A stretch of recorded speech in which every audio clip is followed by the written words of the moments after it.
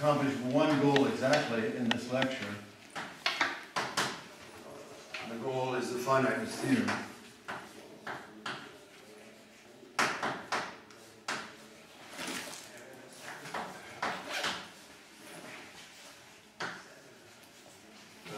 To give a proof of it, let me remind you of the statement is that if S is a coherent sheaf, so this was something a little bit more general than a vector bundle, but you will think only of a vector bundle. To be very precise, because there's some confusion, the sheaf of germs have a homomorphic vector bundle. The germs of sections of a homomorphic vector bundle.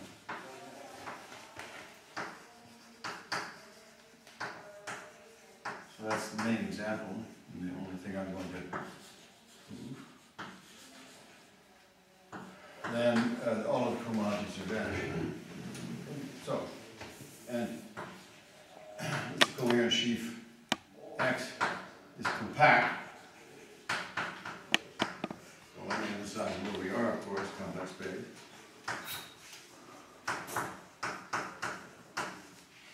Those are the assumptions, then you have to find this thing.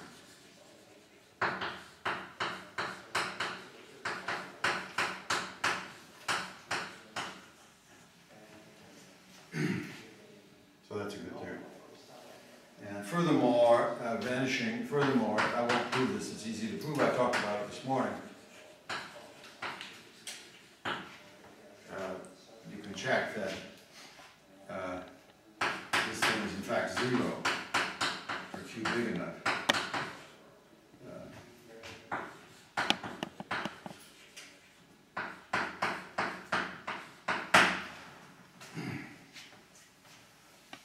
So, I mean, that's a really useful theorem. I hope I convinced you this morning it's useful when I solve the problem. It's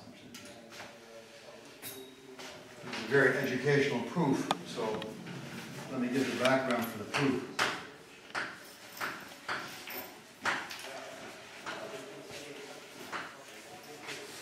And I will only prove it, but it's just exactly the same in general. So for the sheaf, this is the structure sheaf.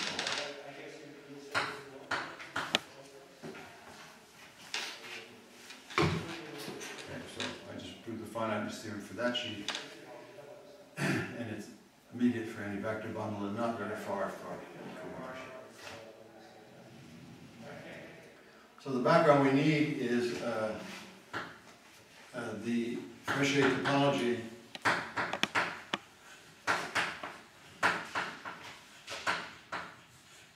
on O. So the sections. Let me make sure we all know what we're talking about. On the sections in the sheaf over here, these are the set of holomorphic functions, such that F is holomorphic.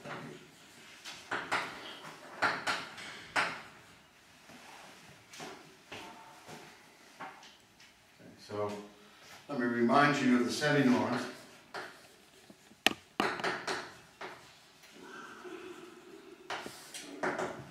So the semi-norms are what I call just the suit norm over K, so these are the suit norm on a compact set.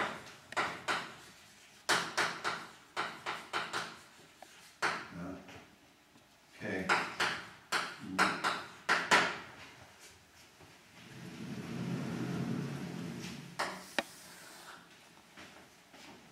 So if you take a function, let's say a base point, a function homomorphic, any one you like, here, then you have a neighborhood of this function. Is the set V neighborhood, but it depends on, say, a number epsilon and the compact set. So there should be then something like this. This function is a near F, 0. In the set, but only on that compact set. Now, what you do here to build the good topology, so for example, take, you don't want to have every compact set, you only want to have countably many. Let's take a compact exhaustion. So you have a sequence of compact sets that converge to E. Okay.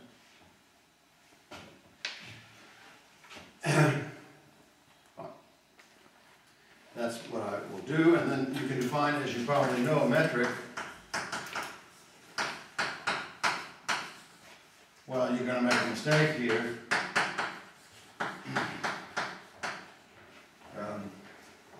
Of course, that's what you think. Just over 2 to the n. You average. Pardon? You put it over 2 to the n. Yeah, you want to make it converge. I mean, this thing might diverge a priori. So you better put 2 to the n here to make it converge, but of course it still is a problem. So the metric that you write down is this.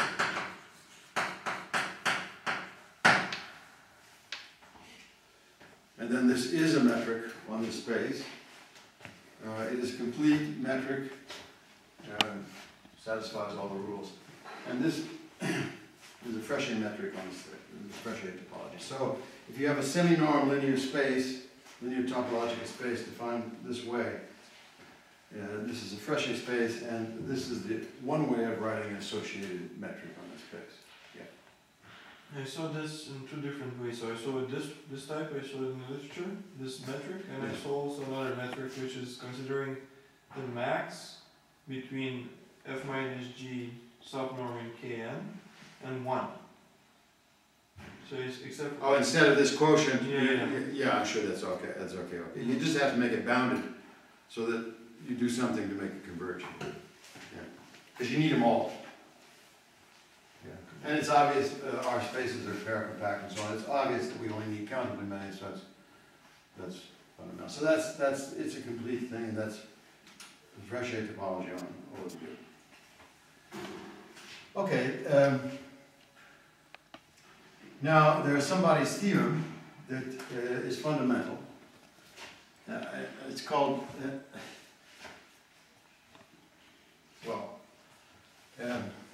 so let me define, so there's a basic theorem in this context that we will use. Say this is U, and U contains V, and V is relatively compact in U. I mean, the way I've drawn it. Okay. And now, of course, you have the restriction mapping here, and the restriction mapping is a compact operator. So that I want to say the fact that the restriction mapping from OU, this Fredholm space OU to OV is a compact operator. Oh, I'm sorry, I'm writing German. Compact operator. Now, your experience is perhaps that Hilbert spaces or Banach spaces, that usually one says that the image, if you have a norm, that the image of the unit ball is relatively compact. The unit ball is a huge thing in a Hilbert space or Banach space, but its image is compact. It's a very small thing. Okay, very small. So compact operators are very, very small operators. Here I haven't defined it. The definition is this is a compact operator. So in general, what I mean by that, or what everybody means by that, a mapping phi from one Fredholm space to another, probably in more generality, but at least in this generality I'm interested in here, is called compact. If only there exists a neighborhood W of 0, so an open neighborhood of 0 in E, such that P of W is precompact. you cannot require that an image of an open neighborhood is compact. You only require the Bolzano-Weierstrass property. Right? That if you take a sequence in this thing, then you have convergent subset. So closure is compact. Closure is compact. So that means the operator is very, very small.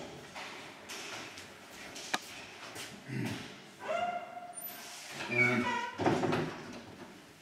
now, these will play a role for us here. And using so-called Fredholm theory. So let me explain Fredholm theory for this situation.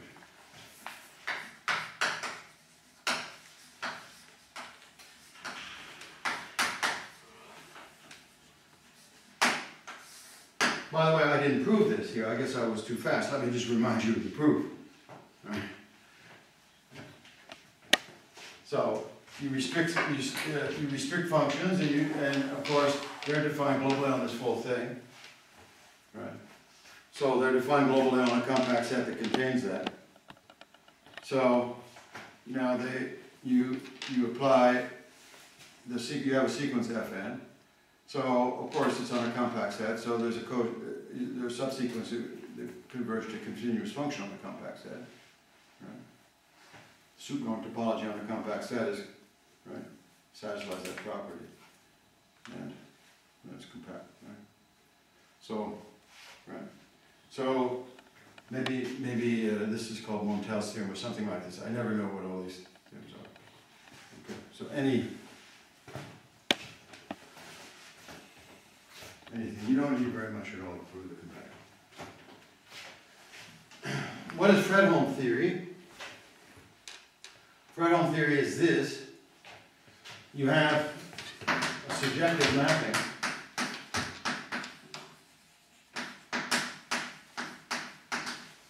between, say, for example, Frechet spaces, but you probably met this. I think the classical functional analysts and people from differential equations were talking about norm spaces.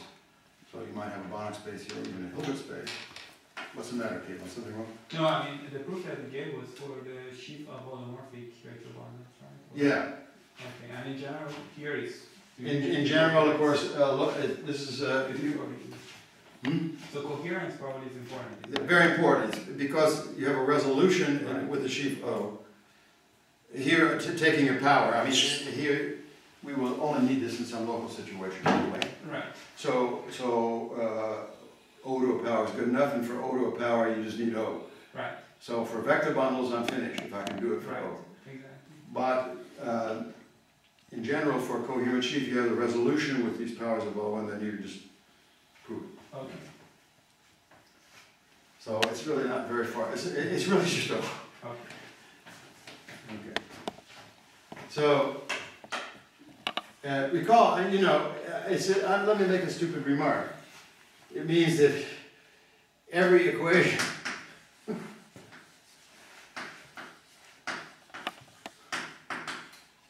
phi of x equals y has a solution. This is for people coming from engineering science. Given a y, you have a solution. Yeah? Given y, you have a solution x. I hate to be so primitive, but this is the origin of the subject. Yeah, you have a surjective map. That means you can solve an equation, some non-trivial equation. Yeah, maybe an integral equation, something really difficult, right? And maybe that's not the equation you want to solve. And so, and let's say k, and let k k would be a compact operator from E to F. Then I'm going to look at the disturbed map. So you take a surjective map and you move it just a little bit. Now, I mean, moving a little bit means by moving it by a small operator. And a small operator it's very intuitive, I feel, this definition. This is really a small operator, right? Very small operator, you move it. And this map is no longer surjective. You can easily organize that is not surjective, but it has closed image.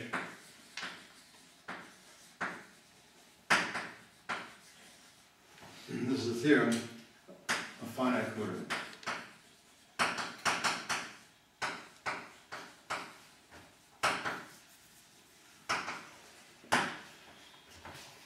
Okay, this is the Fredholm theorem. You know this theorem probably for Line space or something, I don't know. Okay, but this is true at least in this generality.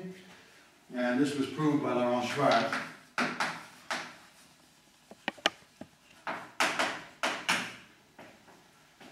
And you need these kind of theorems because you're dealing with Frechet spaces all the time. You cannot assume that you have a Hilbert space or something like this. Okay, it is really a very useful theorem. And I'm now going to give you Brauer's proof of the finiteness theorem, which is trivial if you allow me to assume Schwarz's theorem. Okay, and I will not prove Schwarz's theorem. So the theorem of the proof of the finiteness theorem .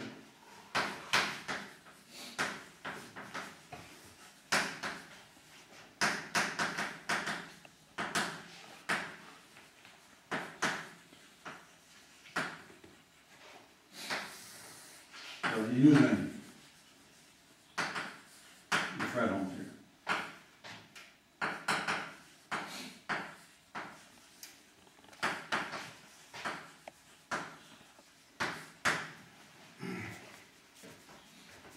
Okay.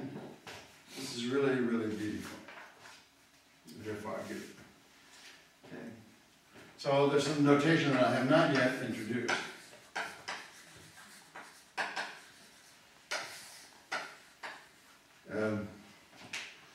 For a covering U, of course, a covering, say U alpha of our ambient space X, what we're dealing with, X.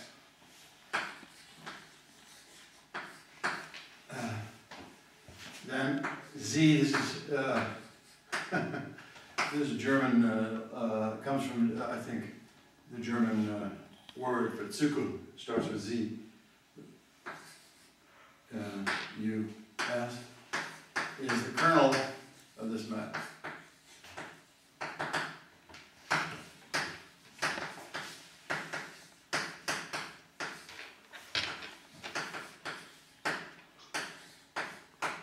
Okay, that's just the kernel.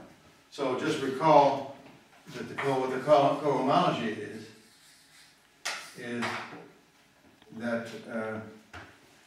that the cohomology of a covering is the image of the thing from Q minus 1 modulo this kernel. So, I'm sorry, Q minus 1.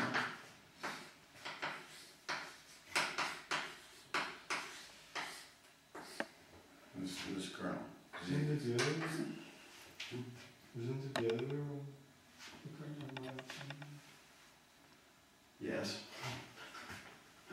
I don't know why. I invert everything. I think there's some sign of retardation or something wrong with that. I mean, really, I'm kind of worried about it. Thanks. Fortunately, people are watching me. I can't just I get mixed up between 1 and 0 and the kernel and the image. You're absolutely right. So the image lies in the kernel. That's the point. So it's the kernel. The kernel. So this thing I introduced it here, ZQ. Well, if you don't mind, I'll use another notation that comes up. These are the image. Okay. So that's what the cohomology is in a covering. And now here we go.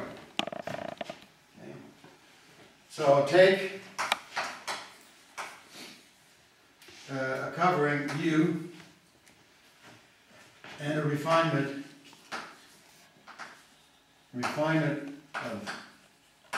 The notation doesn't really make sense if you put also Q there, not Q minus 1. Huh? Is it the image of the Q minus 1 then? Yes, but you mean this BQ notation? Yeah. But people do that because they want to probably emphasize you're in the same space. So I mean, okay, yeah, let me just make sure that everybody's on the same page here. This is the image of the map from CQ minus 1. I won't write it out to CQ. Okay, but it's in the same space. People just write it. Z over B. It's a very funny mixture of letters because that's boundaries. Because it's in the image or something, so it's a boundary. And that's tsuku because it's a cycle and has no boundary itself. It's a very funny letter. So for the German, like in German text, they also denoted by P? Or? Yeah. Okay. But isn't it B doesn't come from build or something from? I think it comes from boundaries. Because it's, you know, you're taking the boundary of a cycle. Right? In this case, a co-boundary. I don't know. I'm not very good at this. So take U, so it's a covering, and a refinement V. So these are coverings of X. And let me just say straight out, the ray coverings of X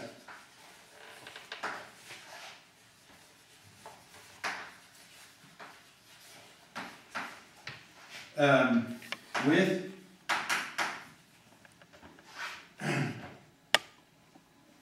what kind of, so refinement meant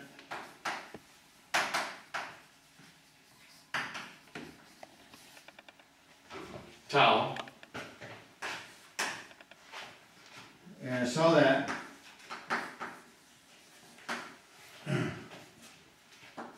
V alpha, so it's refinement. So I don't know if you've dealt with these refinement problems before. So you have V alpha is contained in some V beta by choice, right? You have to decide which U beta, I'm sorry. So V alpha is contained in some U beta, maybe many, right? So okay, so such that V alpha is relatively compact in U, and tau is a refining thing. It tells you which one you want to consider it to be. Okay, so the picture is precisely this picture here, that this would be V alpha, and this would be U tau of alpha. That's where the thing's going to look. Right? So, okay, and the key is the relative compactness, of course. And so there's always a covering, and then you shrink it a little bit, and you get a covering by relatively compact things. But you have to do this as a Lauré cover. Everybody forgets to mention this fact. I'm not going to prove it, but you really need to check that there are such coverings. Yeah? It is in fact true. And we'll easily see it's true in one dimension, but in higher dimensions, in my mind, it's slightly not true. So, you understand what I'm saying? It's not so clear you have some Lauré covering. Yeah. It's clear you have coverings. It's clear you can choose that to be relatively compact in that. But you recall that Lauré means that the cohomologies of these covering things all vanish. And that's a strong statement. Okay, so they do exist. There's no problem. Okay. Now I'm going to write down Grauert's idea. I think it's Grauert's idea. It may come from France someplace from Cartan, but I learned it from Grauert. He writes down the following map.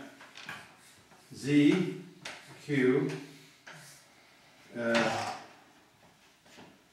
of U, so that's the big thing, as, plus CQ minus 1 of V, so the smaller thing, as, into ZQ of VS.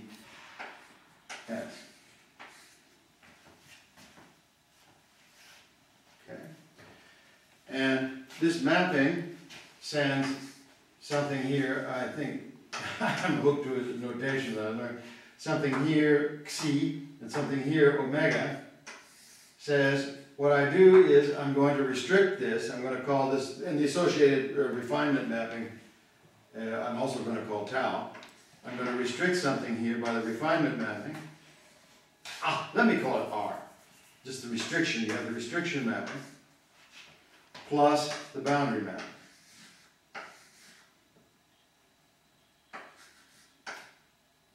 Of omega.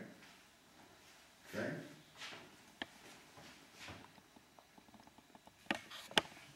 Is it clear? So I can restrict things from here to here, clearly, and then I have the boundary mapping from here to here. And it's the same coverage, it's the same V and V, so I just have the boundary mapping on that thing, and I add. Okay? Notice that this mapping is surjective.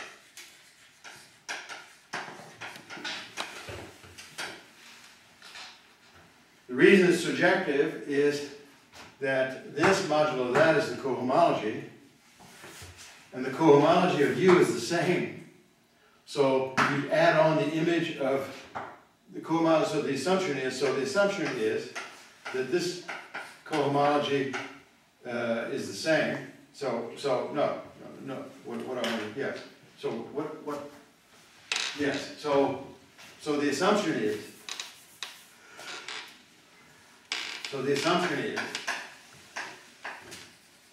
I haven't stated the theorem. That this cohomology is the same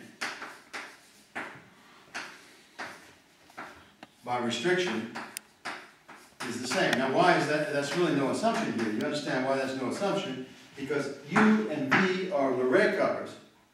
And they're Leray covers for the cohomology of X. That means these things really are equal just to the cohomology of X. Okay. So the original covering was also Leray. I mean, you can choose it. Have I been chaotic? You say it again. No, I mean it seems like that you chose V to be Leray, but I mean. So I said you take U and V to be Leray. So V is just. So from here on, I didn't. So this is really no assumption. I should formulate this as it's a fact, and this fact is in fact the Leray theorem. That I took two Leray covers. One was a contraction of the other, and so I can apply this compactness statement here in a minute. So let us look at this operator. This modulo, this is the cohomology, and this thing is just when you go onto it, it's surjective because it's these things are the same. How can you apply delta Q to something in Q minus 1? Say it again. How do you apply delta Q to something in C2 minus 1? Because you can't. Thank you. Yeah. So, okay. So this mapping is surjective just because of this fact here. Okay. And now, of course, there's a big discussion here because for open sets we have the Frechet topology. Yes. And so you better start looking. What is the Frechet topology on these things? And if you look carefully, you have the direct sum topology and all of this thing and so on, and this cycle is defined in a beautiful way, so they're closed and so on. So you really have Frechet topology on this thing. So this is a mapping phi from one Frechet space to another. Okay. By the way, Bourbaki really writes this Frechet business up carefully that you need here. Everything you need is really beautifully done in Bourbaki, and I'm sure it's from Schwartz.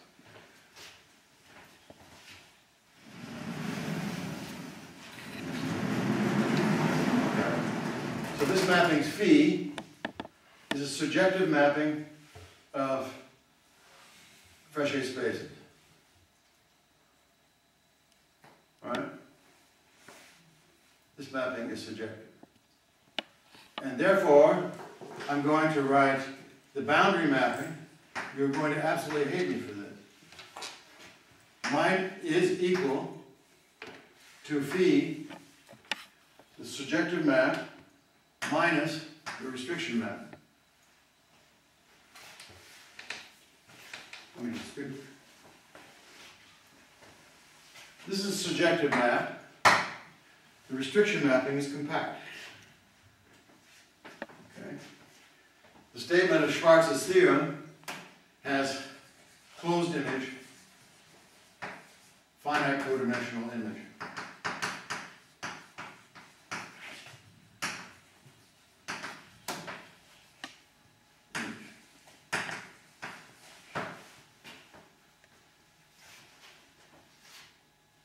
Okay. Well, that's the map from here to here. That means the cohomology of this cover. V, it's actually V. It doesn't matter, which is the same thing as HQX. Is finite dimension.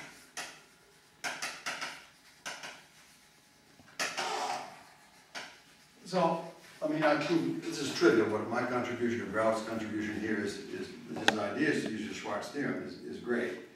But the deep idea is the Fredholm theory of Schwarz. Extending the classical Fredholm theorem from Banach or Hilbert space or something. Okay.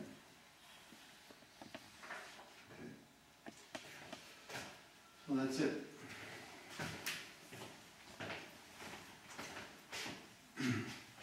So the part where you use the fact that X is a compact complex space is in the compactness of this operator, right? I mean, everything else kind of makes sense for, like, if you have a topological space and some coherent sheaf on it. Yeah, let's really think about that just a minute. Where do we use the compactness here?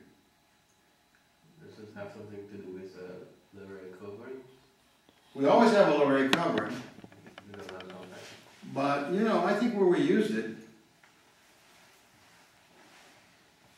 is in a critical place. I think these cocycle spaces are finite direct sums of Frechet spaces. And right, where else could we have used it? We have a finite. We can take a finite covering, of course, right? Otherwise, this is a completely general theorem. Where did I use anything? I can always take a Leray covering. I can always shrink it, right? There's no question about that. But what I didn't say here is I didn't emphasize nearly enough the finiteness of the cover. I think, right? So you need U and U to be finite. Yes, indeed. I think so. I think part of the closeness of the subspaces. well, yeah, and not only that. I mean, it's just not true. It's simply just not true. Right? And I don't know what it means to take an infinite countable sum of Frechet spaces and what the topology is on that. I mean, that's what's going on here. That's right. Isn't that what's going on? So you're leaving a little bit. You're just leaving the category of Frechet by doing that. Right. But then the complex. I mean, the fact that you're working with a complex space. I mean, if you have just an arbitrary topological space, I mean, probably that statement is no, but I need the Montel theorem. I need something like this. Restriction operator is compact. I mean, right. Whenever the restriction operator is compact, that's it. Yeah. So I should have really formulated this as a beautiful abstract theorem. One, compactness so you get finite covers, right. and your restriction operator is compact. Right. And then that's all. That's it. And the only need is the theorem of Schwarz. I mean, completely clear. Okay, so thank you for asking that question because I didn't say otherwise the theorem's always true. Okay, so I'm very pleased by that. We proved the finiteness theorem. Okay. Now I would like to state, and then I will quit a little bit early today because we have to go downtown. When do we need to quit at 15 to? 15 to, I think. Okay. I will state Serre duality now. So as I try to tell you, there are two theorems, finiteness theorem and Serre duality, and that's it. Okay. So Serre duality is a general theorem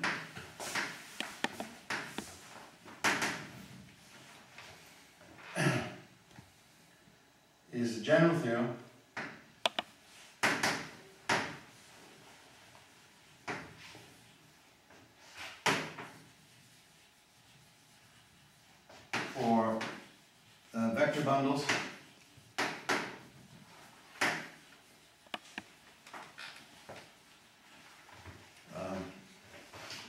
So Serre duality in all dimensions. So I just want to say that.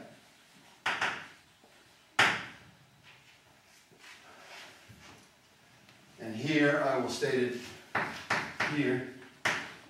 We will first state it, at least first, and then the only, state it in one dimension.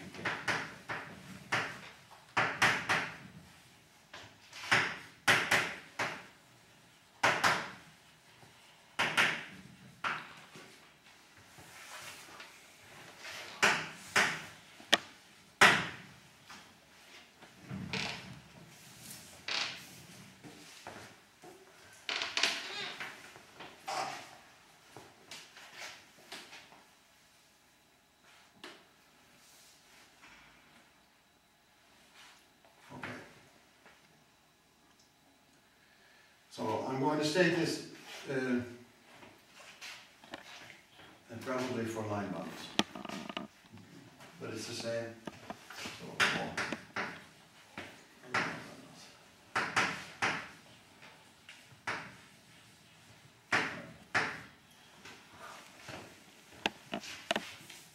so our equivalently sort for the associated sheaves.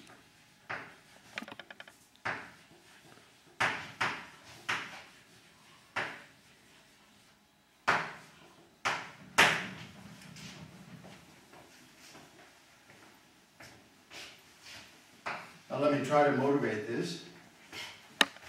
Motivation, we have seen already, is if we have some short exact sequence, let's take the one we had this morning.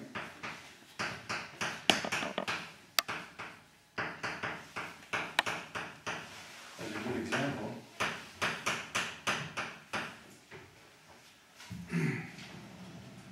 Then to give a precise calculation, remember this morning I didn't give a precise, this is what Qaisar was talking about this morning, I didn't give a precise calculation of what meromorphic functions we get, because I didn't know about all these cohomologies. So we need to look at it, make a precise calculation. We do this first of all with Euler characteristic, the alternating sum of the Euler characteristics is 0, so let me write that.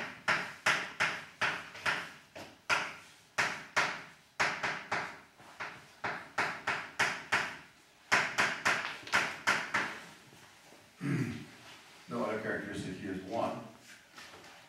And now let's see what this is. So the Euler characteristic, for example, of any, well, say any line bundle, or any sheaf for that matter, but line bundle, say, Euler characteristic of any line bundle is, let me once and for all have the notation. So the dimension of the sections, so this is the first cohomology, minus the dimension, zeroth cohomology minus the dimension of the first.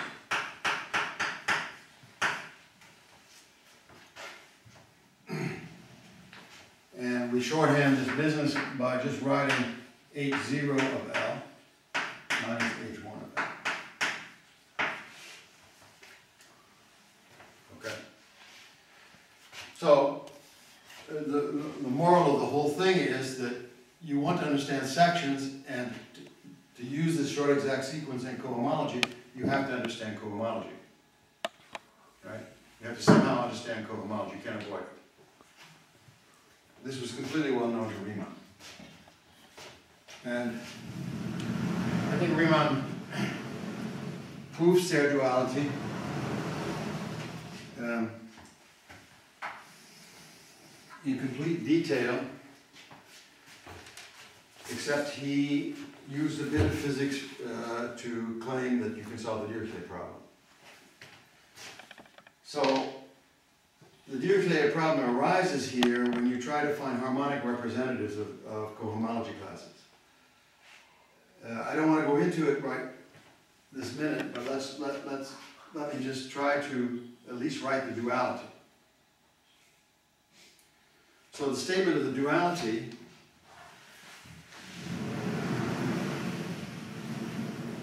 is this. So Now I'm going to introduce a new notion which is standard. So standard notation.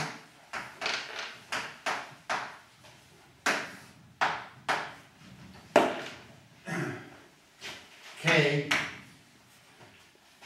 is the so-called canonical bundle.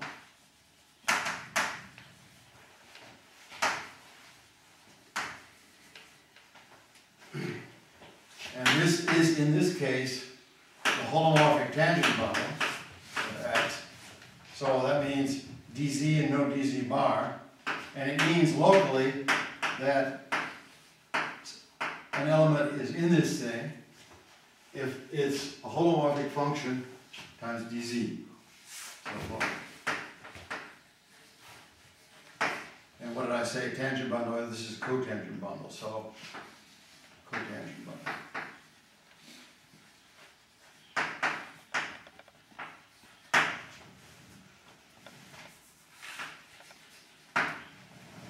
So in reality, this is the associated sheaf is just the sheaf in terms of holomorphic one forms.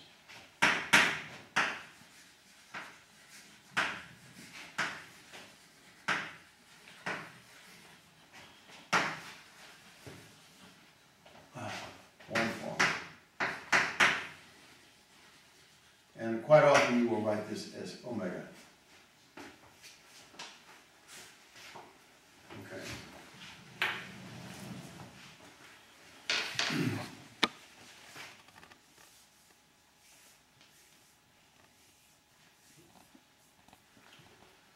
Okay.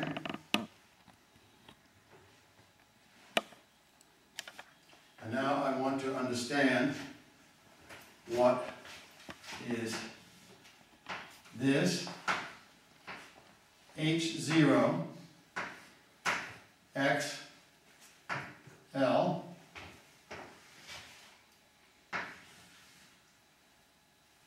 dual, so I'll write it as a bundle, L dual, tensor K is dual to H1 of X. This is the statement of Serre duality. Okay, at least see if you understand the statement. There's a mapping here of duality. There will be a pairing. And the claim is that sections in the dual bundle times K. So Riemann wrote this holomorphic forms with values in the dual bundle is the same thing if you write down duality carefully as cohomology classes of the bundle. Okay, I'm going to explain this, okay? Okay. Well, the pairing is an integral, and you see that if you have here an element here, this is, locally speaking, S alpha d z alpha, locally, where S alpha transforms, is a local section in L star. Right? That's an element there. So it's something in the canonical bundle that's locally a one form, and then you tensor it with this. This is locally a section in this dual bundle. Okay. The moral of the story is an object here is a differential form which transforms, whose coefficients transform like L star. Differential form whose coefficients transform like L star. Okay. Anyway, it's a differential form of type 1, 0. So this is type 1, 0. And because there is no z-bar term. So I will take something here, let me call it phi, and this will be something here. So a question is, I want to pair it with something here I'm going to call psi. Okay? And the pairing is an integral. So the pairing is an integral phi psi.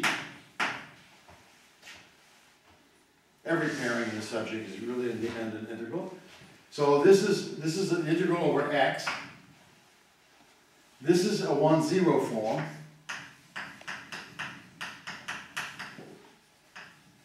With coefficients in L star, and this will be a 0-1 form.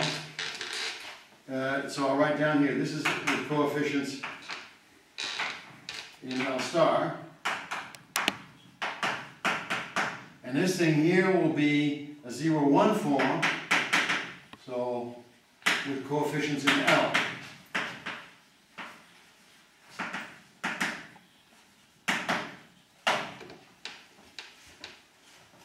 Okay, now, good.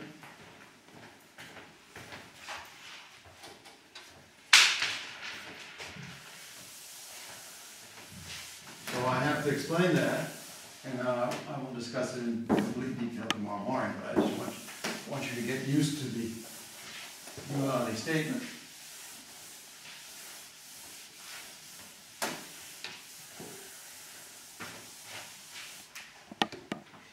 So, let me say it again. Here I take phi in H0 x else dual tensor K. Let me write it for you locally. Phi equals S alpha dz alpha. Now I take psi, and you're going to be very, very mad at me here, L. And I spent the whole day talking about Czech cohomology. Right? Czech cohomology here. So if you make me do it here, I'll take a covering and do all this stuff, right? However, I will prove an isomorphism theorem that this is isomorphic to the Dobot cohomology. It's very, very similar to the Durand cohomology in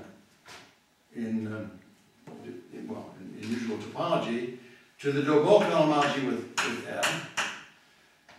Yes, this is simply the D-bar closed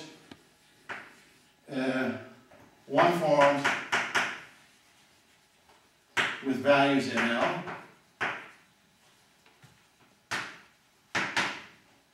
Modulo D-bar exact one forms.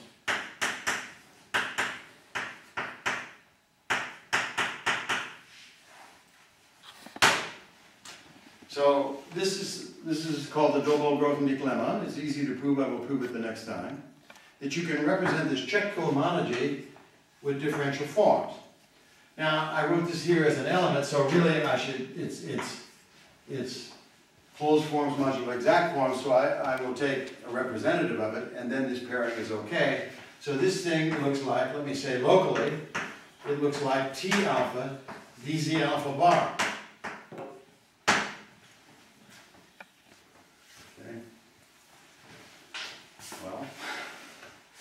Then let's look at phi wedge psi.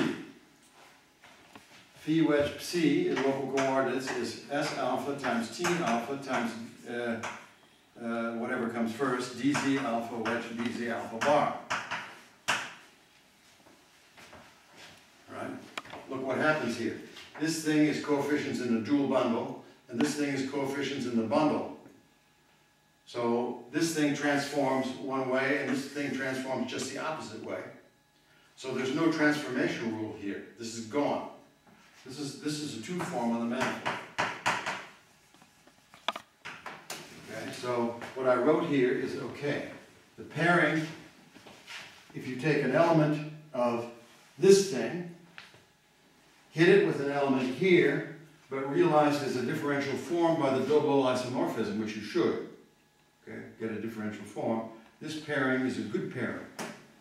It's a standard pairing that is very useful. And the theorem is, it's trivial that it's a well-defined pairing, but the theorem is that it exactly realizes this space as the dual space of that. Okay? This space is the dual space of that. No, it's not so bad. It means I can compute the cohomologies by computing at the level of the sections. So if I'm here with this alternating sum here, this means that this thing is nothing more than H0 of L minus H0 of L dual tensor K. Okay? So this is a tremendous ingredient in this theorem that no longer we're discussing something complicated like cohomology, we're just discussing sections. And sections mean meromorphic functions and so on. Okay? This is a very heavy theorem, the Serre duality. Okay? It's true at all levels, and the discussion that I gave here is some indication of the proof in general. That you need a pairing given to you by an integral that pairs Q cohomology with n minus Q cohomology somehow. Okay? In this case, it's one cohomology with zero cohomology. Okay, this is I'll talk about it in great detail tomorrow, particularly this Duality lemma. So, again, to give you an idea, Serre is still living and going strong. Duality is a good friend of mine. He's an old guy by now, but he proved his lemma in some elementary context. Grothendieck's, of course, made everything abstract and immediately understood what it all meant. This stuff is not very old, but Riemann understood it. Yeah? Question? Riemann, this is explicitly written in Riemann in terms of harmonic integrals. Okay. It's very interesting. You might enjoy looking at Hermann Weil's book on the idea of a Riemann surface. You can see these kind of things somehow proof there. It's just amazing. Okay. So that's Serre. Finiteness theorem is just the Fredholm theory. That's nothing, if you allow me to accept Schwarz's theorem. But the Serre duality is really something. I mean, I don't know how to give an easy proof of it. Okay? Algebraics can give a proof in dimension 1 rather easily, but I don't think it shows anything. So I prefer to use this analytic proof, which is valid for complete generality, for vector bundles on any manifold. The algebraic proof is only for... The one I know about is really for curves.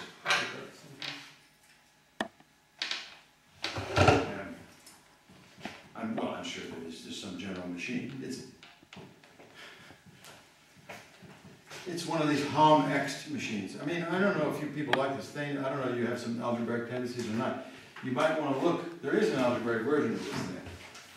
And what happens is, you see, I don't know if you notice here, we have to go now in a second, but if you notice here, what's involved in this thing, in this pairing, is I multiply something here by something here. So for a general vector bundle or sheaf, I'm multiplying something in E by something in E star. So somehow hom is playing a role here. And right, and you have to somehow understand, this is somehow a very abstract, you can think of this abstractly. So you might want to take a look at some algebraic proof of things.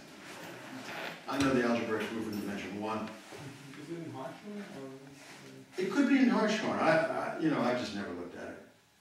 And I understand very well the proof using differential form and harmonic theory. Okay. So the Laplacian.